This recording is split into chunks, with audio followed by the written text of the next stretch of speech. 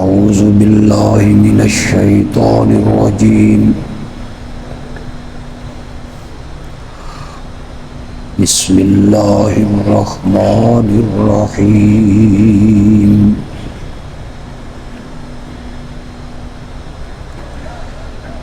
ما كان محمد أبا أحد من رجالكم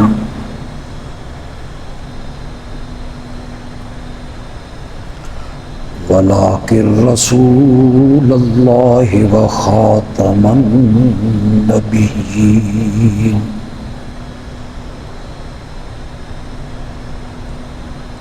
وكان الله بكل شيء عليما.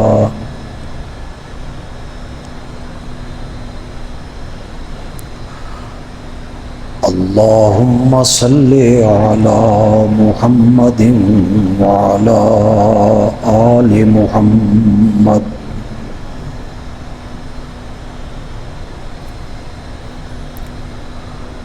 كما صليت على إبراهيم وعلى آل إبراهيم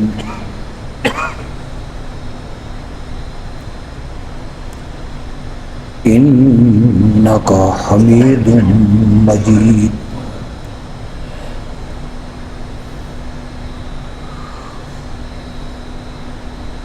اللهم بارك على محمد وعلى آل محمد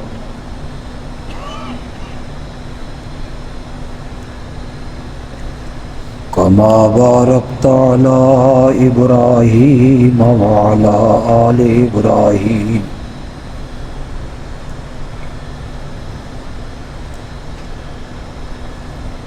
إنك حميد مجيد.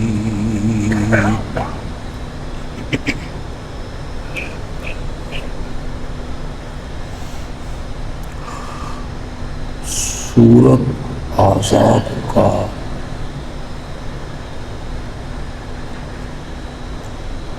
مرکزی مضمون یہ ہے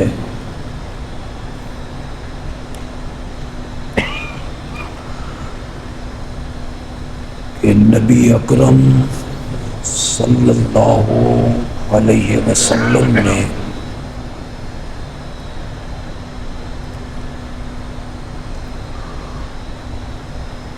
اپنے منہ بولے بیٹے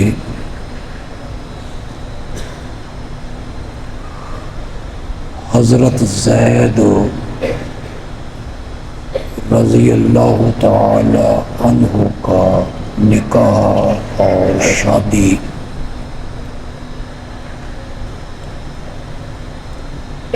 اپنی پھوپھی ذات بہن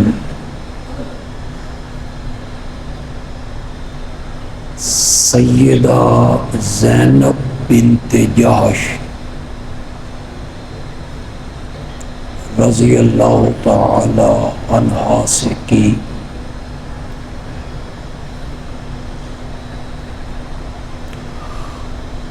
حضرت سیدہ زینب رضی اللہ تعالی عنہا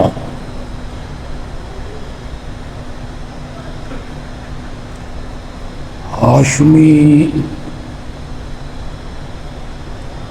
اور قریشی خاندان کی خاتون ہے.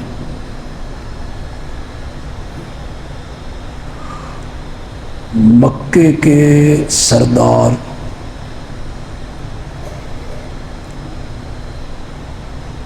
عبد المطلب کی نواسی ہیں.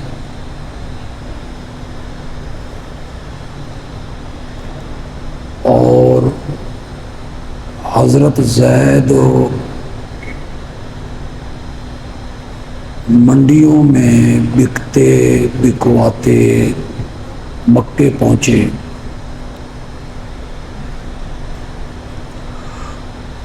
نبی اکرم صلی اللہ علیہ وسلم نے انہیں آزاد کر دیا.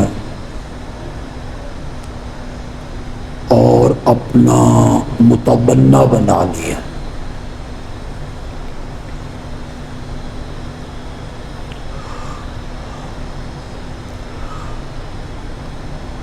زید اور سیدہ زینب کا نباہ نہ ہوا،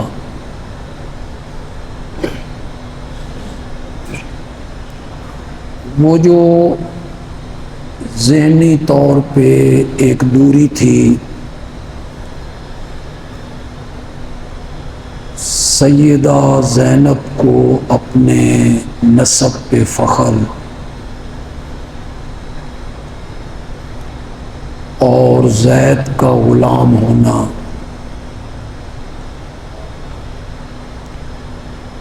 زید نے کئی مرتبہ نبی اکرم صلی اللہ علیہ وسلم سے کہا کہ میں زینب کو طلاق دینا چاہتا ہوں۔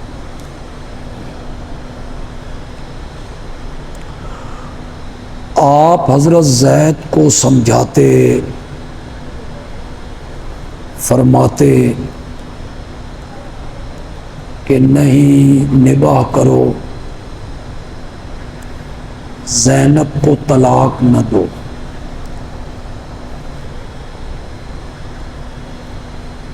آپ کے دل میں ایک بات آتی جسے آپ ظاہر نہ کرتے،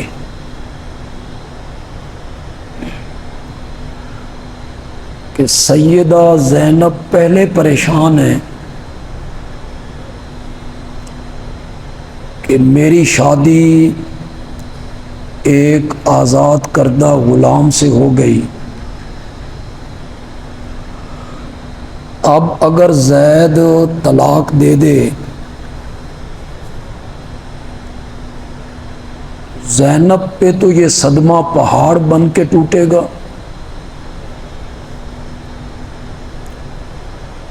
تو آپ کے دل میں یہ بات آتی کہ اگر زید طلاق دے دے تو پھر سیدہ زینب کی دلجوئی اس میں ہے کہ میں سیدہ زینب سے نکاح کروں اور اسے امہات المومنین کے زمرے میں شامل کروں۔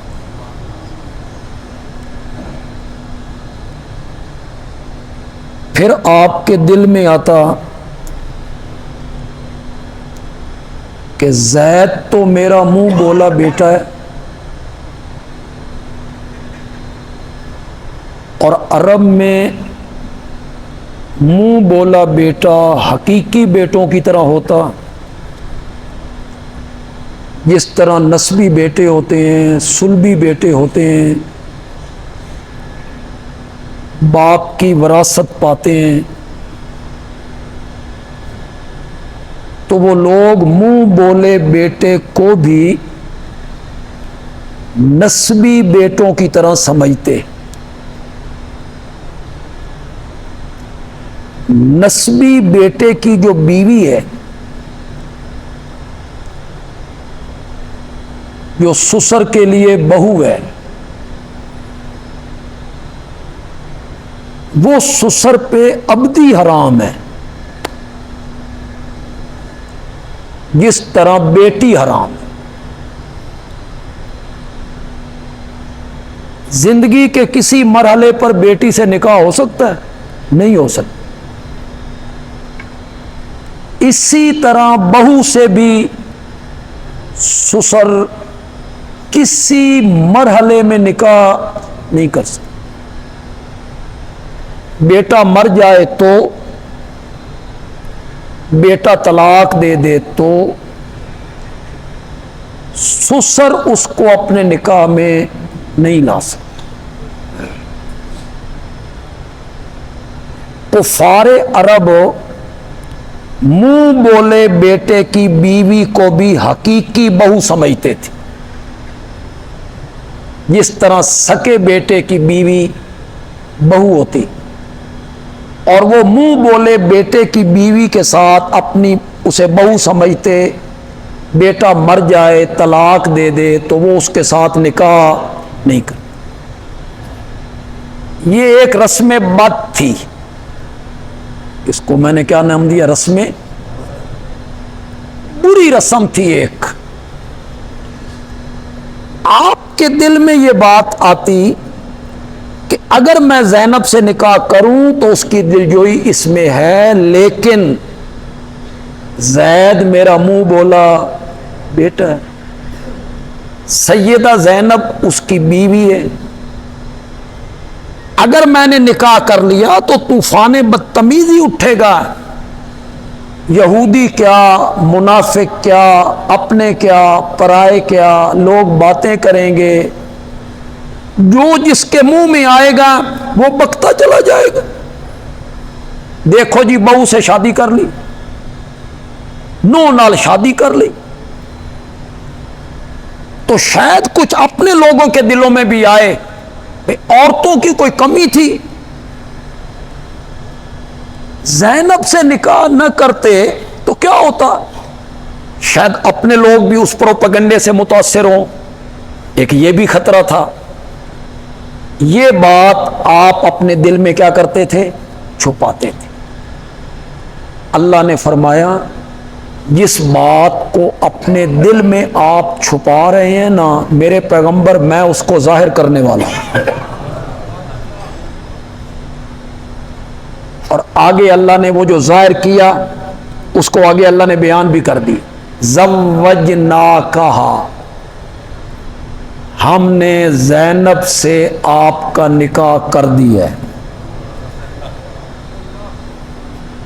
حضرت سیدہ زینب جب ازواج میں بیٹھتی نا امہات المومنین میں، تو وہ فخر سے کہتی تھی کہ تم سب جو ہو نا، تمہارے نکاح نبی پاک سے فرش پہ ہوئے تھے اور میرا جو نکاح ہے نا وہ نبی پاک سے عرش پہ ہوا. زوجناکہا، اصل تو یہ مضمون ہے اس سورت کا، مرکزی مضمون سورت احزاب کا یہی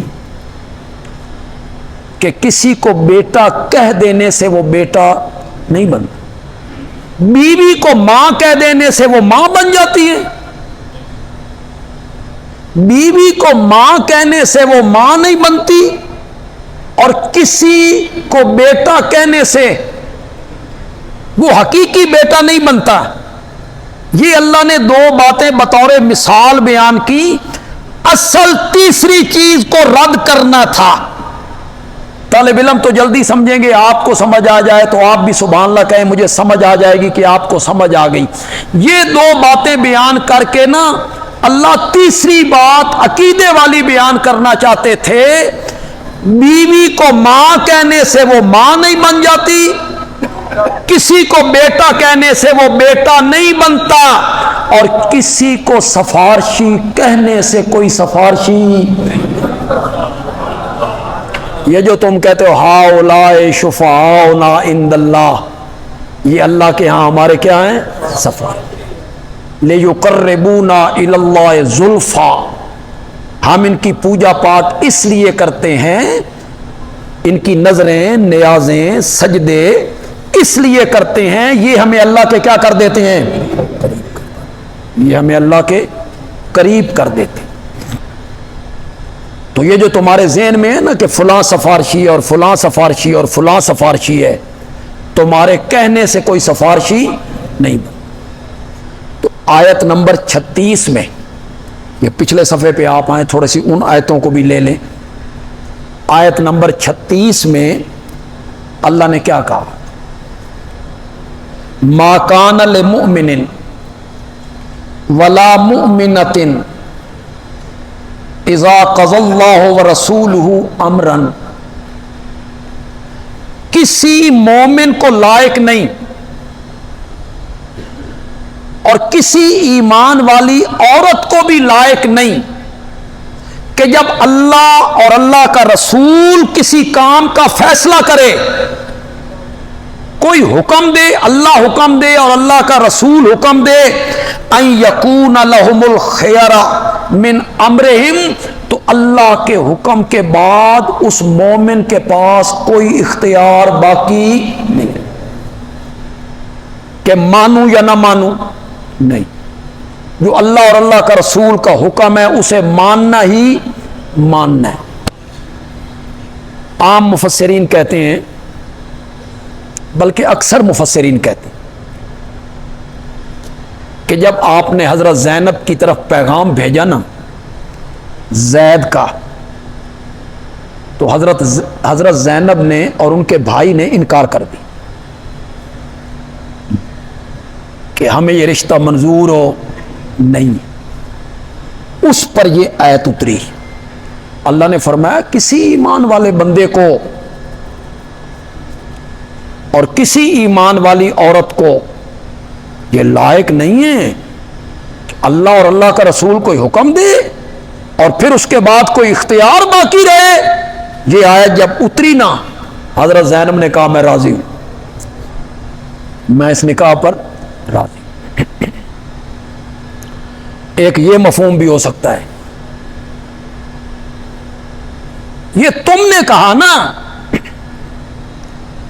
کہ کسی کو بیٹا کہہ دینے سے وہ حقیقی بیٹا بن جاتا ہے، اور زید کو آپ نے بیٹا بنایا تھا تو وہ حقیقی بیٹا تھا، یہ تم کہتے ہو نا۔ اللہ اور اللہ کا رسول تو یہ نہیں کہتا، اللہ اور اللہ کا رسول تو یہ کہتا ہے کہ زید اپنے باپ کا بیٹا ہے، وہ میرے نبی کا حقیقی صلبی نسبی بیٹا نہیں۔ اور جو بات اللہ اور اللہ کے رسول نے اس معاملے میں کہہ دی ہے، کسی ایمان والے مرد کو اور ایمان والی عورت کو یہ لائق نہیں ہے کہ وہ اس سے اختلاف کرے اور اپنی رائے کا اظہار کرے۔ یہ پچھلی آیت میں کہا وَمَن يَعْصِ اللَّهَ وَرَسُولَهُ، اور جو کوئی نافرمانی کرتا ہے اللہ کی اور اس کے رسول کی، فقد ضل ضلالا مبینا، وہ تو کھلی گمراہی میں پڑ گیا۔ جو اللہ اور اللہ کے رسول کا نافرمان ہے وہ تو کھلی اور واضح گمراہی میں پڑ گئے۔ وَإِذْ تَقُولُ لِلَّذِي أَنْعَمَ اللَّهُ عَلَيْهِ، میرے پیارے پیغمبر جب آپ کہہ رہے تھے اس بندے کو جس پر اللہ نے انعام کیا، وَأَنْعَمْتَ عَلَيْهِ، اور جس بندے پہ آپ نے انعام کیا، اللہ نے بھی اس بندے پہ انعام کیا اور آپ نے بھی اس بندے پہ انعام کیا۔ وہ وقت یاد کرو نا جب آپ اس بندے کو کہہ رہے تھے امسک علیک زوجک، اپنی بیوی کو روک کے رکھ، واتق اللہ، اللہ سے ڈر، طلاق نہیں دینی زینب کو۔ آپ اس بندے کو کہہ رہے تھے، اس بندے سے مراد کون ہے؟ حضرت زید۔ اللہ نے کیا انعام کیا زید پر؟ ایمان کی دولت سے سرفراز کر دی، یہ اللہ نے انعام کی، مومن بنائے، میرے نبی کا صحابی بنائے، غلاموں میں پہلا مومن بنائے۔ نبی پاک نے کیا انعام کیا؟ آزاد کر کے منہ بولا بیٹا بنا، پیار کیا، پھر اپنی پھوپھی زاد بہن سے شادی کروا دی۔ یہ نبی پاک کا انعام ہے جو زید پہ ہوا۔ اس آیت کو ذرا ذہن میں رکھیں۔ جو مشرکین ہیں نا، مبتدئین، جو اس بات کے قائل ہیں کہ اللہ بھی نعمتیں دیتا ہے، نبی بھی نعمتیں دیتا ہے، وہ اس آیت کو اپنی دلیل کے طور پر پیش کرتے ہیں۔ اس بندے پہ اللہ نے انعام کیا، نبی نے انعام کیا، تو نبی بھی انعام کر سکتا ہے نا۔ تو یہاں انعام سے کیا مراد ہے؟ صحت دینا۔ اس انعام سے کیا مراد ہے؟ بارش برسانا۔ اس انعام سے کیا مراد ہے؟ شفائیں دینا۔ اس انعام سے کیا مراد ہے؟ رہائیاں دینا۔ اس انعام سے کیا مراد ہے؟ یہ مراد ہے۔ اس انعام سے مراد ہے اللہ نے انعام کیا دولت ایمان سے مشرف کر کے، اور نبی پاک نے انعام کیا آزاد کر کے، منہ بولا بیٹا بنا کے، اپنی پھوپھی زاد بہن سے ان کا، یہ انعام سے مراد ہے۔ اللہ نے بھی اس بندے پہ انعام کیا اور آپ نے بھی اس بندے پہ انعام کیا، اور آپ اس بندے کو کہتے تھے اپنی بیوی کو روک کے رکھ، طلاق نہیں دینی، اللہ سے ڈر. وَتُخْفِي فِي نَفْسِكَ، میرے پیغمبر آپ اپنے دل میں چھپاتے تھے ماں وہ بات اللہ مبدی ہے، جس بات کو اللہ ظاہر کرنے والا تھا. وہ کیا بات چھپاتے تھے؟ کہ زینب کی دلجوئی اس میں زید طلاق دے تو میں اس کے ساتھ کیا کروں؟ نکاح. اور پھر دل میں کیا آتا تھا؟ اگر میں نکاح کروں تو طوفان بدتمیزی اٹھے گا. اس کے علاوہ جو کچھ مفسرین نے لکھا ہے، خاص کر طبری نے جو کچھ لکھا ہے، ہم اس کی طرف دھیان دینے کے لیے تیار نہیں. علامہ ابن کثیر نے البدایہ اپنی تفسیر ابن کثیر میں لکھا کہ جو کچھ اس موقع پر بیان کیا جاتا ہے ہم اس کو ذکر کرنے کے لیے بھی تیار نہیں ہیں. طبری نے لکھا کہ آپ دل میں چھپاتے تھے، اوپر اوپر سے زید کو کہتے تھے بھی طلاق دے دے، اندروں چاہتے سن بھی طلاق دے وے تے میں زینب نال نکاح کروں. یہ طبری نے لکھا. یہ نہیں تھا چھپانا، یہ نہیں تھا ظاہر کرنا. جو چیز میرے نبی چھپا رہے تھے اور قرآن کہتا ہے کہ اللہ اس کو ظاہر کرنے والا ہے، وہ کیا چیز تھی؟ آگے پڑھیے. وَتَخْشَى النَّاسَ، آپ لوگوں سے ڈرتے تھے. اگر وہ بات چھپانی تھی جو مفسرین کہتے ہیں، جو طبری نے لکھا ہے کہ زید طلاق دے دے تو میں زینب سے کیا کر لوں؟ نکاح کر لوں. اوپر اوپر سے کہتے تھے طلاق نہ دے، تو تخشى الناس کا کیا مطلب ہے؟ اس میں لوگوں سے ڈرنے والی کون سی بات ہے؟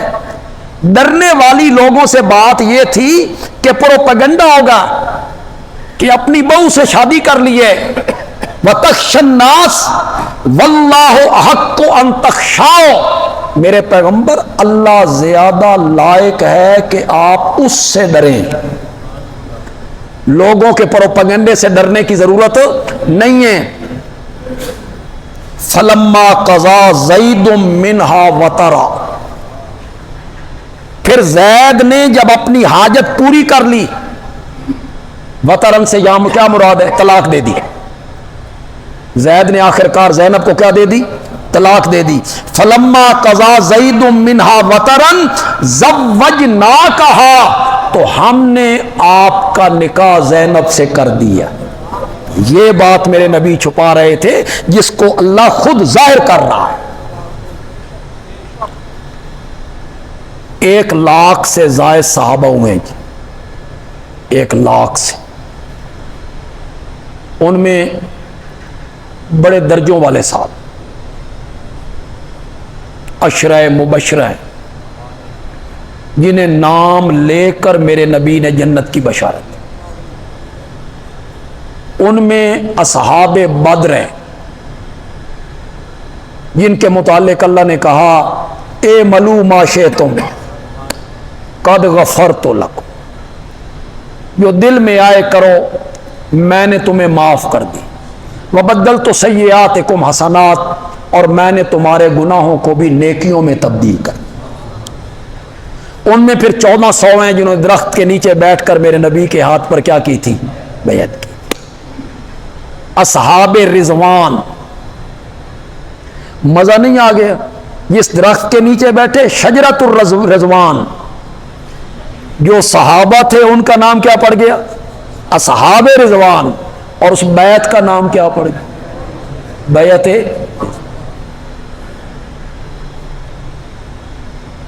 ان میں ہے حضرت مغیرہ بن شعبہ رضی اللہ تعالی عنہ. ذہن میں بٹھا لیں اپنے، حضرت مغیرہ بن شعبہ رضی اللہ تعالی عنہ ان 1400 صحابہ میں شامل ہیں جنہوں نے درخت کے نیچے بیٹھ کر میرے نبی کے ہاتھ پر بیعت کی تھی. صرف شامل نہیں ہیں بلکہ میرے نبی کے دفاع میں میرے نبی کے سر کے اوپر کھڑا ہے، خود پہنا ہوا ہے، آپ نقاب کہہ لیں تاکہ کوئی پہچان نہ سکے، تلوار ہاتھ میں، میرے نبی کی حفاظت کر.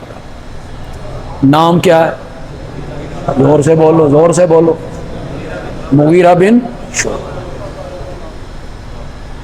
تلوار ہاتھ میں، پہرے دار کہہ لو، اور کوئی لفظ آپ کے ذہن میں آتے ہیں؟ محافظ۔ ان کا چچا سفیر بن کے آیا مشرکین مکہ کی طرف سے، انہوں نے تو پہچان لیا میرا چچا ہے، اس کو نہیں پتا تھا کہ یہ میرا بھتیجا مغیرہ ہے۔ کیوں؟ نقاب لے رکھا۔ وہ جو آپ کا چچا، ان کا چچا ہے نا، وہ نبی اکرم صلی اللہ علیہ وسلم سے بات کرتے ہوئے نا بار بار اپنا ہاتھ آپ کی داڑھی مبارک کی طرف بڑھاتا، یعنی آپ کی داڑھی پر یوں کر کے بات کرتا۔ وہ تو نبی جو نہیں مانتا تھا، گستاخی کرنی، بے ادبی کرنی، حقیر سمجھنا، ان کے ذہن میں تو یہ تھا۔ ایک دفعہ اس نے ہاتھ بڑھایا، دوسری دفعہ ہاتھ بڑھایا، تیسری دفعہ جب بڑھایا نا تو مغیرہ نے کہا ہاتھ پیچھے کر، اگر تو نے اس کے بعد ہاتھ میرے نبی کے چہرے کی طرف اٹھایا میں اس تلوار سے تیرا ہاتھ قلم کر کے رکھ دوں۔ کیا نام ہے؟ شاباش شاباش، مغیرہ بن شعبہ رضی اللہ تعالی۔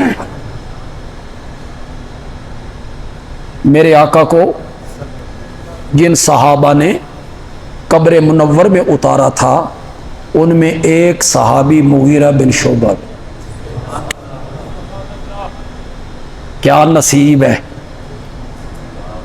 کیا نصیب ہے۔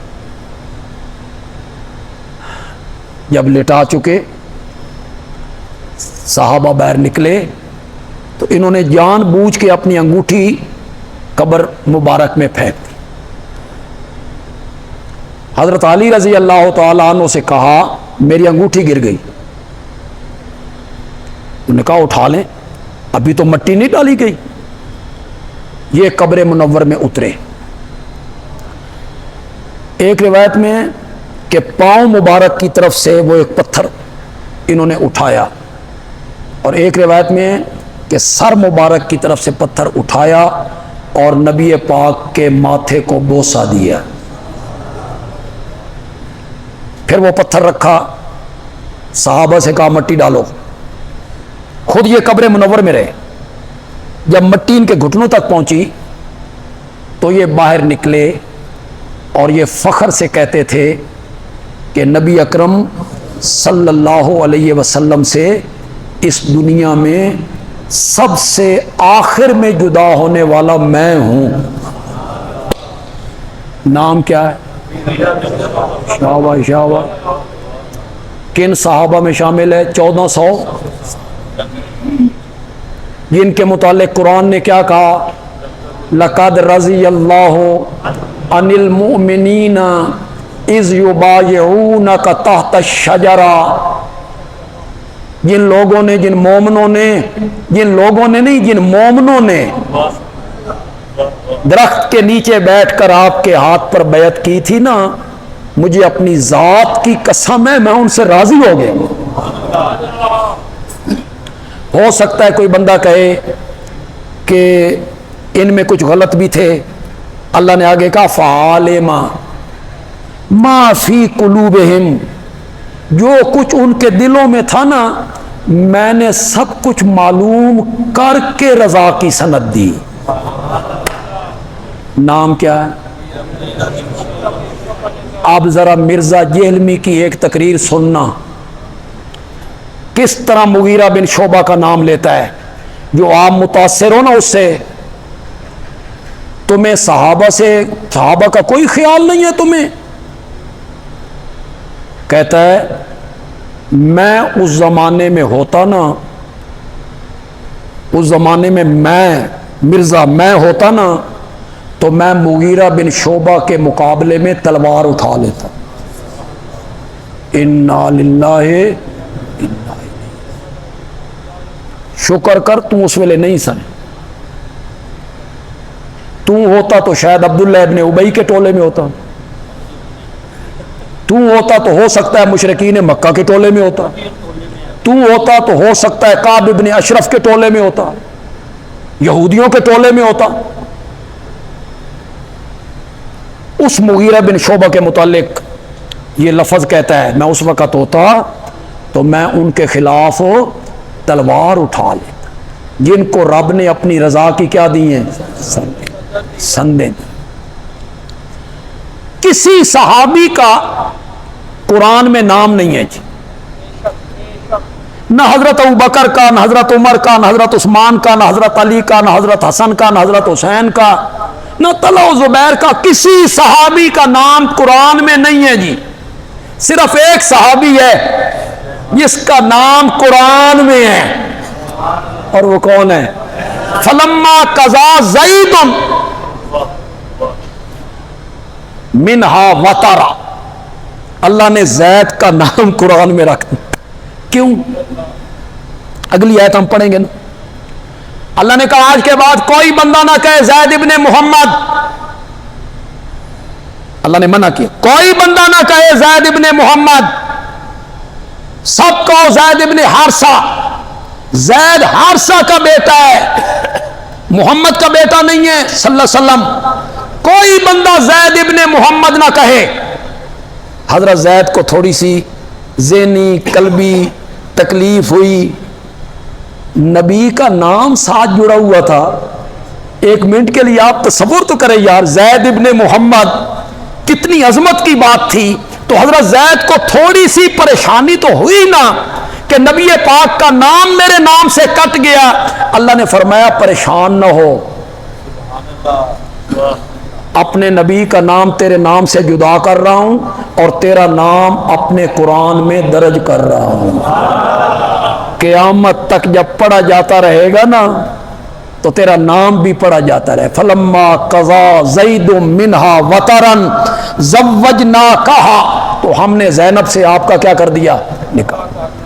ہم نے یہ کام اس لیے کیا تاکہ اس رسم بد کو توڑیں, لوگوں پر جو تنگی ہے نا اس کو ختم کریں کہ منہ بولے بیٹے کی بیوی حقیقی بیٹوں کی طرح ہوتی ہے, طلاق کے بعد بھی اس سے شادی نہیں. ہم اس تنگی کو مومنوں سے دور کرنا چاہتے تھے اور آپ کے ذریعے ہم اس بد رسم کو توڑنا چاہتے تھے. اس رسم کو توڑ دیا جائے. اب آئیے اس ضمن میں جو ساری چیزیں میں نے آپ کے سامنے رکھی ہیں آیت نمبر 40 کو بیان کریں. اس آیت کا نام ہے آیت ختم نبوت. کیا نام ہے؟ آیت ختم. یہ پڑھتے رہتے ہیں آپ, لیکن بیک گراؤنڈ کا آج آپ کو پتہ, جو نئے لوگ آئے ہیں انہیں آج پتہ لگا ہوگا کہ یہ شروع میں اللہ کیا کہنا چاہے. ما کان محمد ابا احد من رجالکم, میرا محمد صلی اللہ علیہ وسلم تم مردوں میں سے کسی کا باپ نہیں ہے. اس آیت میں اس کا ذکر کس معنی میں؟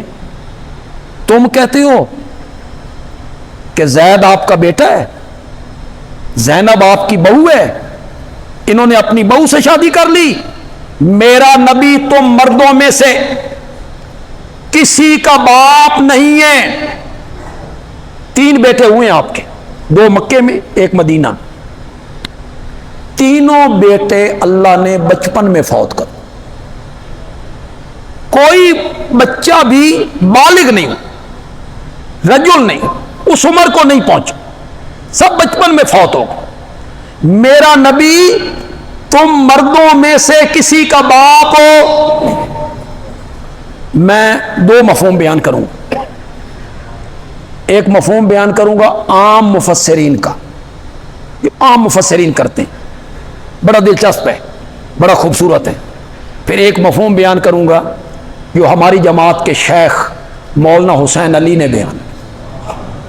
وہ مفہوم جو ہے وہ پچھلی سورت ساری کے ساتھ جڑ جاتا ہے, ربط پیدا ہو جاتا ہے, تعلق پیدا ہو جاتا ہے. وہ تو ذہن میں آ گیا نا کہ یہ اس سورت میں مرکزی مضمون کیا ہے, ذہن میں آ گیا نا. پہلے میں عام مفسرین کا تذکرہ کرنا چاہتا ہوں, اس آیت کو کس طرح پیش کرتے. میرا نبی تم مردوں میں سے کسی کا باپ نہیں ہے, میرے نبی کا کوئی بیٹا جوان نہیں ہوا. اب ذرا مخالفین جو تھے نا وہ خوش ہوئے، اس کا بیٹا کوئی نہیں، نام تو زندہ رہتا ہے بیٹوں سے، اور اب تو خود رب نے کہہ دیا کہ میرا نبی تو مردوں میں سے کسی کا باپ نہیں ہے، ان کا بیٹا کوئی نہیں، بس ان کی زندگی تک بات ہے، پھر ان کا نام مٹ جائے گا۔ یہ مشرکین اور کفار کے ذہن میں آیا، اللہ نے فرمایا وَلَٰكِن رسول اللہ، لیکن وہ اللہ کے رسول ہیں، اور قیامت تک جتنے لوگ کلمہ پڑھنے والے آئیں گے وہ اس نبی کی روحانی اولاد ہوں گے، نسبی اولاد نہیں لیکن روحانی اولاد۔ وَلَٰكِن رسول اللہ، لیکن وہ اللہ کے کیا ہے؟ رسول ہیں، اور نبی امت کے لیے باپ کا درجہ رکھتا ہے، سارے کلمہ پڑھنے والے اس کی روحانی اولاد ہوں گے۔ پھر مشرکین کے ذہن میں آیا رسول ہیں تو کیا ہوا، پہلے رسول نہیں آتے رہے جاتے رہے، ایک رسول آیا چلا گیا، دوسرا آیا چلا گیا، تیسرا آیا چلا گیا، یہ بھی چلے جائیں گے۔ اللہ نے فرمایا یہ جانے کے لیے نہیں آیا، وَخَاتَمَ النَّبِيِّينَ، ان پر ہم نے نبوت کا سلسلہ ختم کر دیا ہے، اب قیامت کی صبح تک سکہ چلنا ہے تو اسی نبی کا چلنا۔ سمجھ آ گیا جو عام مفسرین مانا کرتے۔ اب جو مانا کیا مولانا حسین علی رحمت اللہ، اس کا تعلق سارے مضمون سے جڑے گا، جو اس سورت کا مرکزی مضمون ہے نا، اس کے ساتھ اس کا تعلق جڑے گا۔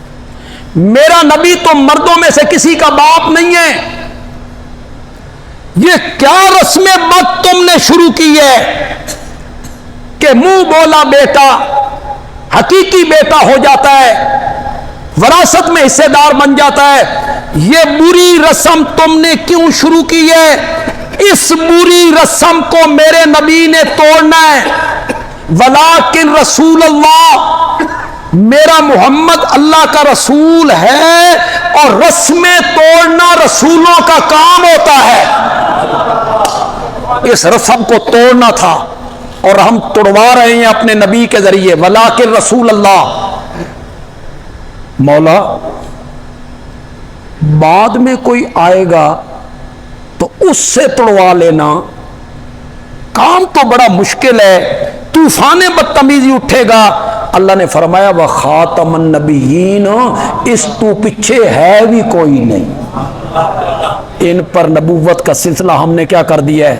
ختم کر دیا۔ وَكَانَ اللَّهُ بِكُلِّ شَيْءٍ عَلِيمًا، اللہ ہر چیز کو جاننے والا ہے۔ کب تک نبوت کا سلسلہ جاری رہنا چاہیے تھا، اور آمنہ کے لال پر نبوت کا سلسلہ ختم ہو جانا چاہیے تھا، یہ اللہ بہتر جانتا ہے۔ وَكَانَ اللَّهُ بِكُلِّ شَيْءٍ عَلِيمًا۔ یا زید کون ہے؟ زینب کون ہے؟ زید کے ساتھ میرے نبی کا رشتہ کیا ہے؟ کان اللہ بکل شیء علیما، اللہ بہتر جانتا ہے کہ زید اور میرے نبی کا رشتہ کیا ہے، اور زینب اور میرے نبی کا رشتہ کیا ہے۔ اس آیت کا نام کیا ہے؟ آیت ختم نبوت۔ یہ بڑی واضح نص ہے اس بات پر کہ آپ کی ذات گرامی پر سلسلہ نبوت کیا ہو گیا؟ ختم ہو۔ آپ کے بعد کسی نبی نے پیدا نہیں ہونا، آپ کے بعد کسی کو نبوت نہیں ملنی۔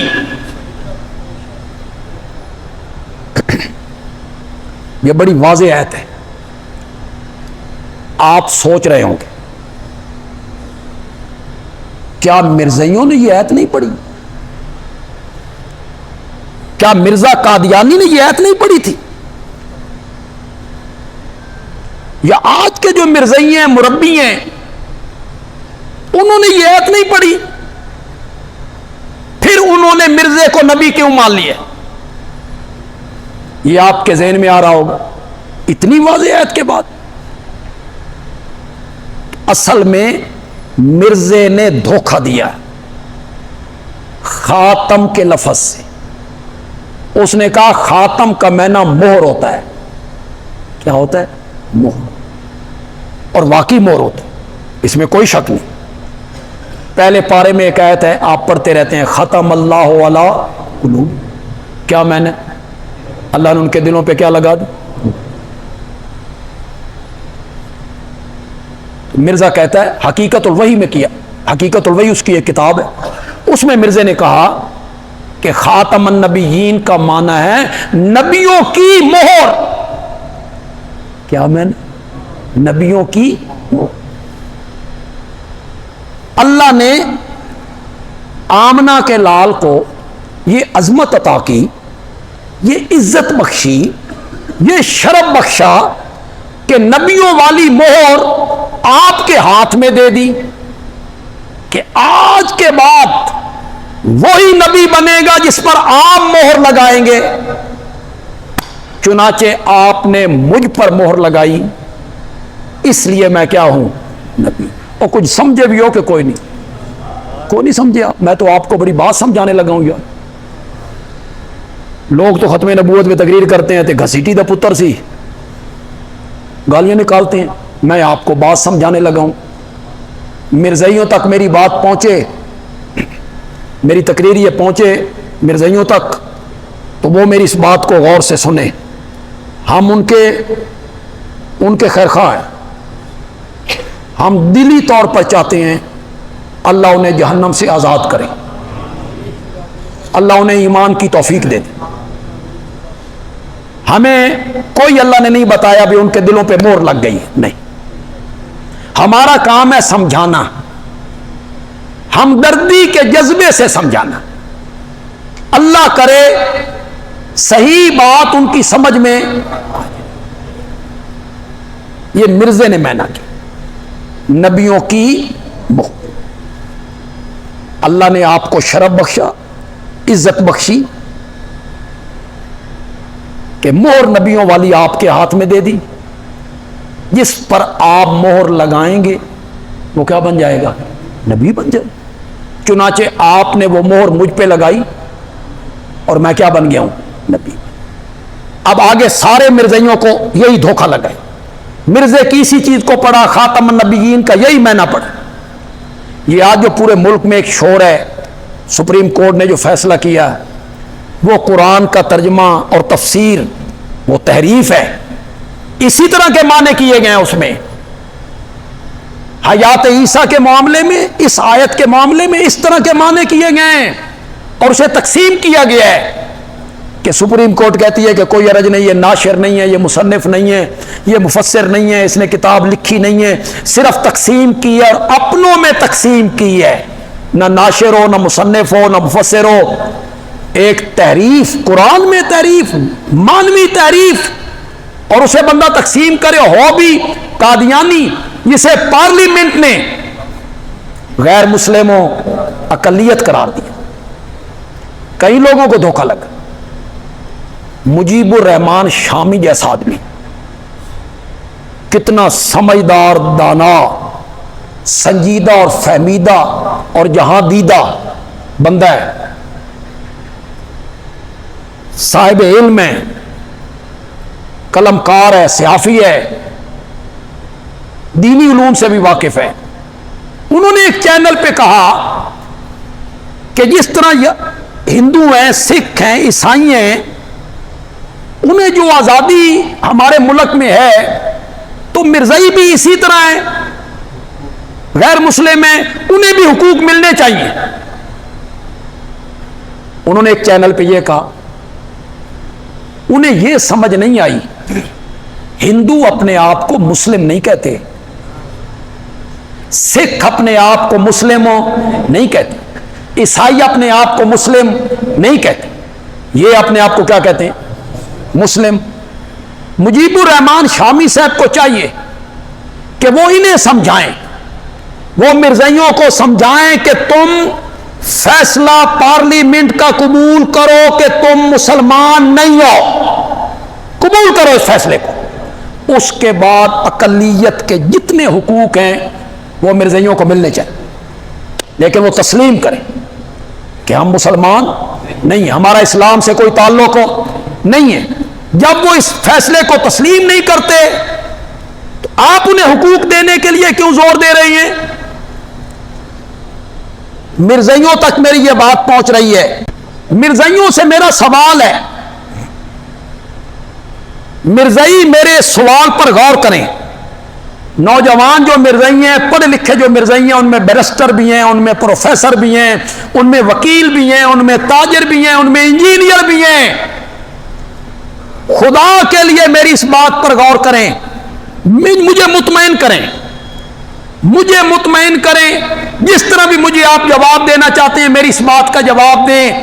جو مور اللہ نے آمنہ کے لال کے ہاتھ میں دی کہ جس پر آپ مہر لگائیں وہ نبی بن جائے، یہ مہر آپ نے صدیق اکبر پہ کیوں نہیں لگائی؟ حضرت عمر پہ کیوں نہیں لگائی؟ حضرت عثمان پہ کیوں نہیں لگائی؟ حیدر کرار پہ کیوں نہیں لگائی؟ حسنین کریمین پہ کیوں نہیں لگائی؟ طلحہ و زبیر پہ کیوں نہیں لگائی؟ امام ابو حنیفہ، امام احمد ابن حنبل، امام مالک، امام شافعی، ان پہ کیوں نہیں لگائی؟ امام محمد، امام ابو یوسف، ابن حجر، عینی، ان لوگوں پر، محدثین پر، مفسرین پر، ائمہ مجتہدین پر، اولیاء اللہ پر نہ شیخ عبد القادر جیلانی پہ لگتی ہے، نہ بایزید بستامی پہ لگتی ہے، نہ معین الدین چشتی پہ لگتی ہے۔ اے مہر کیڈی سیانی ہے، آ کے لگی تو مرزا قادیانی پہ آ کے لگی۔ ہمیں مطمئن کریں۔ دوسرا جواب میرا تحقیقی ہے،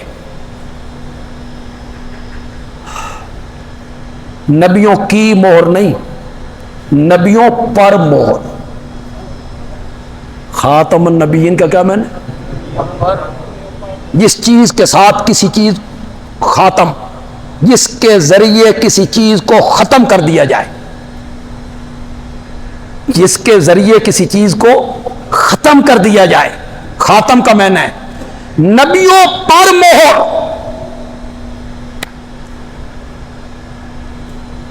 یہ آج کی اصطلاح میں اسے کہتے ہیں سیل کرنا، ہماری اصطلاح میں کیا کہتے ہیں؟ سیل کرنا۔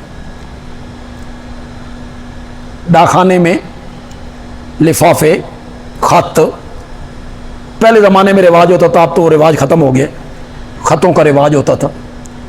ایک تھیلے میں وہ سارے خط ڈالتے گئے ڈالتے گئے ڈالتے گئے ڈالتے گئے، آخر میں آ کے انہوں نے اس کو سیل کیا، اس تھیلے کو کیا کیا؟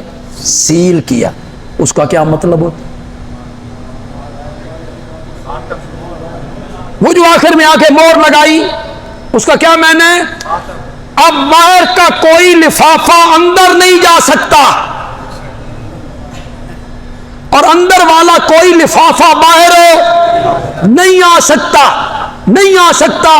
میرا نبی بھی سارے نبیوں پر مہر ہے، آپ کے بعد کسی کو نبوت مل نہیں سکتی، اور آپ سے پہلے جن کو مل چکی ہے کسی سے چھینی نہیں جا سکتی۔ یہ میں نے وَلَٰكِن رسول اللہ و خاتمن نبی، نبیوں پر مہر۔ اب مانا کرو ختم اللہ علی قلوبہم، کوئی تسا بھی مانا کرو، شاباش، اللہ نے ان کے دلوں پہ کیا لگا دی؟ مہر لگا دی۔ کیا معنی ہے؟ کیا معنی ہے اللہ نے ان کے دلوں پہ مہر لگائی؟ یہی معنی ہے نا، باہر والی ہدایت اندر نہیں جا سکتی، اور اندر والی گمراہی باہر نہیں جا سکتی۔ یہ معنی ہوتا ہے مہر کا، ختم اللہ علی قلوب۔ اور اگر مرزے والی بات مان لیں، جو مرزے نے معنی کیا جس پر آپ مہر لگائیں وہ نبی بن جائے، تو اس آیت کا پچھلی آیتوں سے تعلق کیا باقی رہے گا؟ وَلَٰكِن رسول اللہ و خاتم النبیین، نبیوں والی مہر آپ کے پاس ہے، آپ جس کو چاہیں نبی بنا دیں۔ تو پھر تو یہ ہوا کہ آپ رسم نہ توڑیں، آپ کے بعد آنے والا اس رسم کو توڑ دے گا۔ پھر تو سارا پچھلا تعلق ہی ختم ہو گیا، سارا مضمون ہی ختم ہو گیا۔ لیکن میں بالکل کوئی جبر نہیں کرنا چاہتا، کوئی شدت نہیں پیدا کرنا چاہتا۔ خدا گواہ ہے میرے دل میں ہمدردی ہے۔ اللہ کرے یہ جو پڑھے لکھے مرزئی ہیں، نوجوان ہیں، غلط رستے پہ چل نکلے ہیں، اللہ انہیں ہدایت دے دے، اللہ انہیں ہدایت دے۔ یہ آج کے جو مرزئی ہیں نا، انہوں نے کوئی مرزے کی کتابیں نہیں پڑھی۔ یہ کیوں مرزئی ہیں؟ ہمارے باپ دادا کیا تھے؟ مرزئی۔ بس یہ اس لیے مرزئی، ہمارے باپ دادا مرزئی تھے، ہم بھی مرزئی۔ میں ان نوجوانوں سے، مرزئی نوجوانوں سے کہوں گا، خدا کے لیے مرزے کی جو کتابیں ہیں روحانی خزائن کے نام سے آ گئی ہیں ساری اکٹھی، اس کو لیجئے، اسے پڑھیے گا۔ روحانی خزائن جو ہے اس کو لیجئے، مرزے کی کتابیں پڑھیے، مطالعہ کیجئے، تحقیق کیجئے، جستجو کیجئے، آنکھیں بند کر کے کسی کے پیچھے مت بھاگیے۔ میں بڑی ہمدردی کے جذبے سے یہ بات کہنا چاہتا ہوں کہ مرزائیوں، ایک معنی مرزا قادیانی نے کیا خاتم النبیین کا، ایک معنی میں نے کیا خاتم النبیین کا۔ چل، نہ مرزے دا معنی نہ میرا معنی، خاتم النبیین کا معنی اس ہستی سے پوچھتی ہیں جن پر قرآن اترا تھا۔ چل، وپار دی گل ہے نا، اس میں تو کوئی زیادتی والی بات نہیں ہے۔ جس پر قرآن اترا تھا، امام الانبیاء ہیں، خاتم النبیین ہیں، رحمت للعالمین ہیں، ان سے پوچھتے ہیں نا، یا رسول اللہ خاتم النبیین کا معنی کرو، خاتم النبیین کا معنی کیا ہے؟ میرے آقا نے فرمایا سیکون فی امتی ثلاثون کذابون دجالون، میری امت میں 30 بڑے بڑے کذاب، 30 بڑے بڑے دجال آئیں گے، کلہم یزم انہ نبی، ان میں سے ہر ایک کا گمان یہ ہوگا کہ میں نبی ہوں۔ مرزے کا گمان بھی کیا تھا؟ میں نبی ہوں۔ مسلمہ کا کیا گمان تھا؟ میں نبی ہوں۔ ان میں سے ہر ایک کا گمان یہ ہوگا کہ میں نبی ہوں۔ آگے میرے آقا نے فرمایا وَأَنَا خَاتَمُ النَّبِيِّينَ، حالانکہ میں خاتم النبیین ہوں۔ آخری میں نے جو عربی پڑھنی ہے نا، اس کا میں نے ترجمہ نہیں کر، پھر آپ کی سبحان اللہ بتائے گی کہ آپ سمجھ گئے۔ بندیالوی نے اچھا استدلال کیا ہے، انا خاتم النبیین، حالانکہ میں خاتم النبیین ہوں۔ یا رسول اللہ، ایو تا رولا، اسی لفظ پہ تو جھگڑا ہے۔ وہ کہتے ہیں نبیوں کی مور، میں کہتا ہوں نبیوں پر مور۔ وہ کہتی ہیں جس پر آپ مور لگا دیں وہ نبی بن جائے گا۔ یا رسول اللہ، یہی تو جھگڑا ہے، اس کی کوئی وضاحت تو کرے نا۔ میرے آقا نے فرمایا انا خاتم النبیین لا نبی بعدی، لا نبی بعدی۔ اب میرے آقا نے خاتم النبیین کا کیا معنی کی؟ شاباش شاباش۔ آپ کو کیا سمجھانا ہے؟ اللہ کرے کوئی مرزائی میری گفتگو کو سنے، فیس بک پہ سنے، یوٹیوب پہ سنے، اور غور کرے، اس پر فکر کرے۔ انا خاتم النبیین لا نبی بعدی، میرے بعد کوئی نبی نہیں آئے گا۔ ایک اور حدیث سن، میرے آقا نے فرمایا اللہ نے میری اور مجھ سے پہلے نبیوں کی مثال ایک مکان کی طرح ہے۔ ایک بندے نے مکان بنایا، بڑا خوبصورت، بڑا حسین، لوگ دیکھنے کے لیے آئے، وہ لوگ دیکھ رہے ہیں مکان، اس کے ایک کونے میں ایک اینٹ کی جگہ رہ گئی تھی۔ لوگ کہتے ہیں مکان تو بہت خوبصورت ہے، یہ اینٹ بھی لگ جاتی نا۔ آپ نے فرمایا وَأَنَا اللَّابِنَةُ، وَأَنَا اللَّابِنَةُ، وَأَنَا خَاتَمُ النَّبِيِّينَ، وہ آخری اینٹ میں ہوں، وہ آخری اینٹ میں ہوں۔ اس کے ساتھ میرے نبی نے کہا وَأَنَا خَاتَمُ النَّبِيِّينَ، تو پھر خاتم النبیین کا معنی کیا ہوا؟ آخری نبی، آپ کے بعد کسی کو نبوت نہیں ملی۔ میں یہ بات بالکل نہ تمسخر کے لہجے میں کرنا چاہتا ہوں، نہ میں اپنی تقریر کے اثر کو ختم کرنا چاہتا ہوں، میں اسے مؤثر رکھنا چاہتا ہوں کہ کوئی مرزائی میری تقریر کو، میرے درس کو سنے، اللہ کرے اسے سمجھ آ جائے، اللہ کرے وہ اس رستے سے ہٹ آئے اور میرے نبی کی ختم نبوت کا قائل ہو جائے۔ مرزے نے اپنی ایک کتاب میں لکھا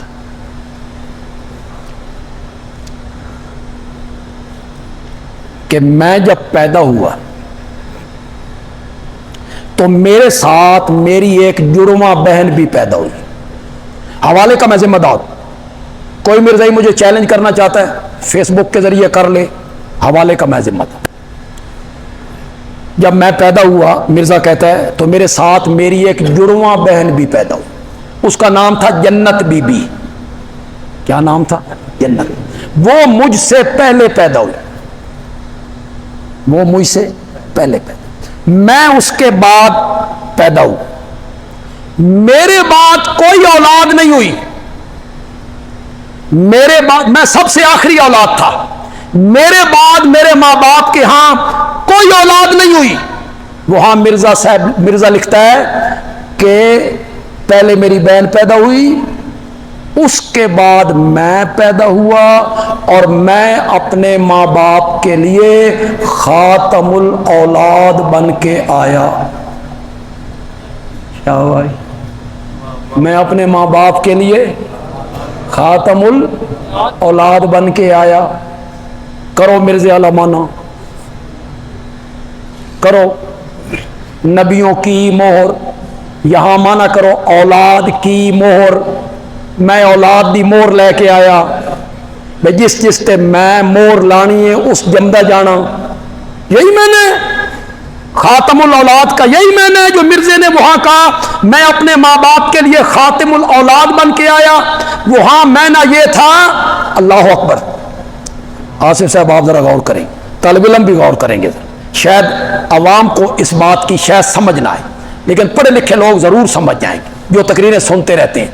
خاتم الاولاد کا معنی یہ تھا میں سب سے آخر میں پیدا ہوا، میرے بعد میرے ماں باپ کے ہاں کوئی اولاد نہیں ہوئی، نہ کامل الاعضاء، نہ ناقص الاعضاء، نہ کوئی لولا، نہ کوئی لنگڑا، نہ کوئی انا، نہ کوئی کانا، نہ کوئی عقل مند، نہ کوئی پاگل، کوئی بھی پیدا نہیں ہوا۔ تو خاتم النبیین کا یہی معنی ہے، میرے نبی کے بعد کسی نے نہیں آنا، نہ کسی ذلی نے،